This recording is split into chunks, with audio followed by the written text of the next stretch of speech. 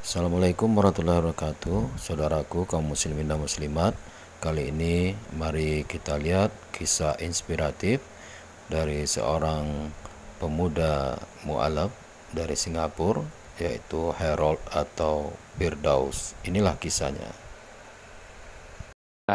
So today what I'll be sharing with you is 11 things that I didn't know about Islam before I became a Muslim.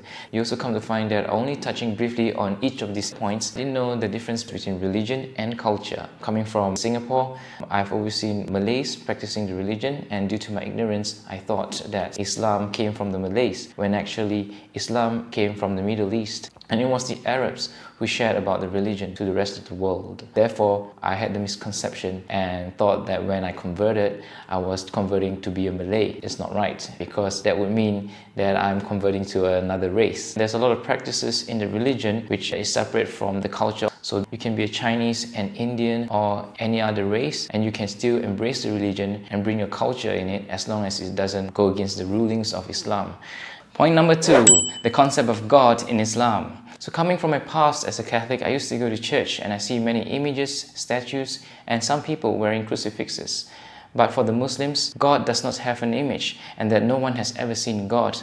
For when Muslims worship, they do not have an image of God. And in the Quran, Allah subhanahu wa ta'ala, God, specifically describes himself. That is Surah Al-Ikhlas verse 1 to 4. أعوذ بالله من الشيطان الرجيم بسم الله الرحمن الرحيم قل هو الله أحد الله الصمد لم يلد ولم يولد ولم يكن له كفوا أحد. So basically what it's saying is that say that Allah is one and only, the eternal and the absolute, that he neither begets nor is begotten, means he doesn't give birth to nor is he being given birth to, and that nothing in this world and the universe is comparable to him. And that is the gist of the concept of God in Islam. Point number 3, prayer in Islam. Before I became Muslim, when I was a Catholic, you can pray anytime, and we just have to close our eyes, put our hands together, and just start a prayer. But for the Muslims, although they can do that as well, there is actually a formal structure to how they should pray. And the first thing is taking their ablution, which is to clean themselves, to purify their body, and also to keep their mind and their thoughts purified before they start doing any prayers. And the next thing about prayer is that the Muslim prayers are all in Arabic. Previously, when I was ignorant about Islam, I used to think the prayers were in Malay. As I live in Singapore, the impression is that most of the Malays are Muslims, and therefore you can be any race and you still have to do your prayers in Arabic. This also has to be done without any interruptions, otherwise they'll have to do their prayers all over again, and that means they have to stay in focus while praying. And the last thing about prayer that I came to find quite interesting, like second to men. In fact, all human beings are equal, and it's just that we play different roles, very much different roles in this world, but it doesn't mean that the man is always like ahead of the woman, or vice versa. We are all equals in the eyes of the Lord, right? So I don't think I'm being oppressed. I mean, I was given equal opportunities all the time. What? slightly more opportunities. Yeah, but people have this misconception that because you're different, you're being oppressed. And the thing is, what people also don't realize is that in the Quran, there's actually a whole chapter that is dedicated to women. Surah An-Nisa.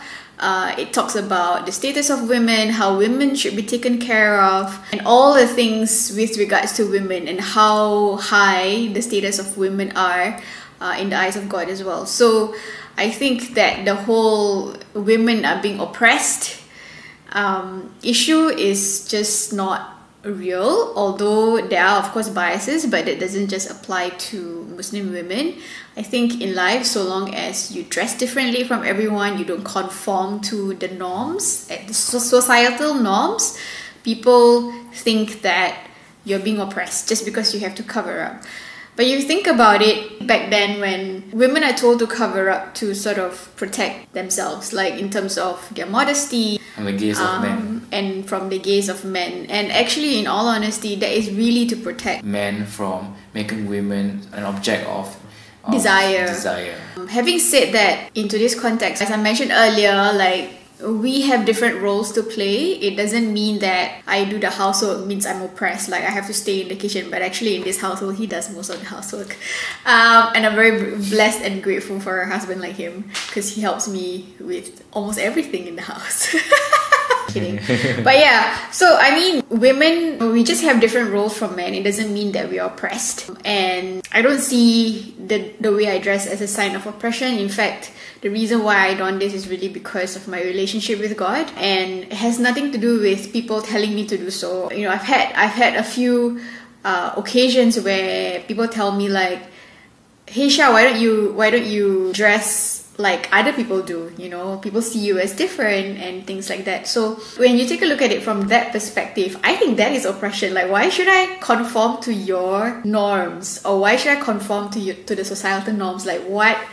Like, just because you think it's normal and for me to blend in, I have to do that. That in itself, to me, is an oppression. The fact that I am able to dress the way I want to make a choice in the things that I do, that's a sign of freedom, I think.